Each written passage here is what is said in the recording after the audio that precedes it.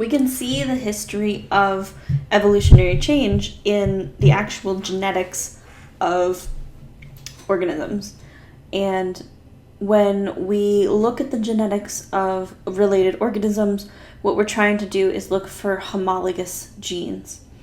And there are two different groupings here of homologous genes. Both of these would indicate that species who have these gene similarities would be closely related. The first type are called orthologous genes, and these are a result of speciation. So an ancestral species would have a single gene. After a speciation's event, the two genes would undergo changes much later on. And so the red and the yellow here represent differences from the ancestral gene. Maybe this one had a mutation here, and this one had a mutation here. So when we look at species A and species B and we compare this gene, they're going to look very similar because they come from some derived ancestral species. Another type of gene that helps us figure out evolutionary relationships is called a paralogous gene. And these happen when genes duplicate inside of a single genome.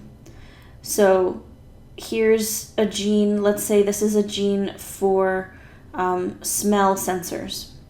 So being able to smell. It duplicates within the species. So this is still species C and species C. It didn't change.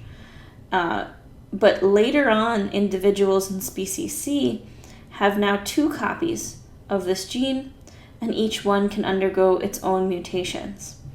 And so this is going to give us kind of a time frame for what's happening with these genetics over time.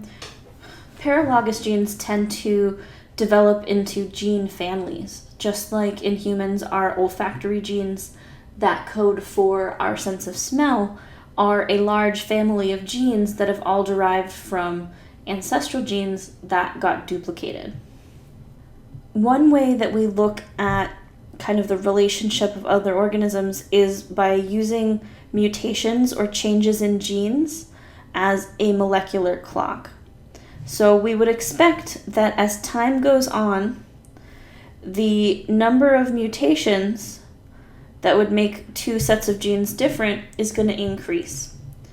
And so if we have two species and we're going to compare their gene sequences, either in orthologous genes or paralogous genes, the longer it's been since those two species converged or diverged, the more mutations we would see.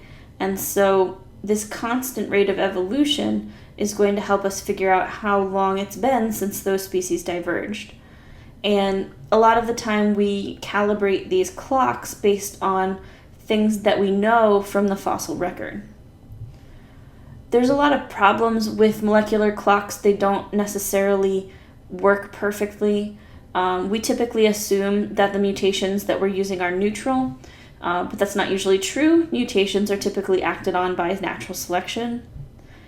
If we try to extrapolate the graph either past the fossil record that we have, it can make for a lot of uncertainty and have a lot of degree of error.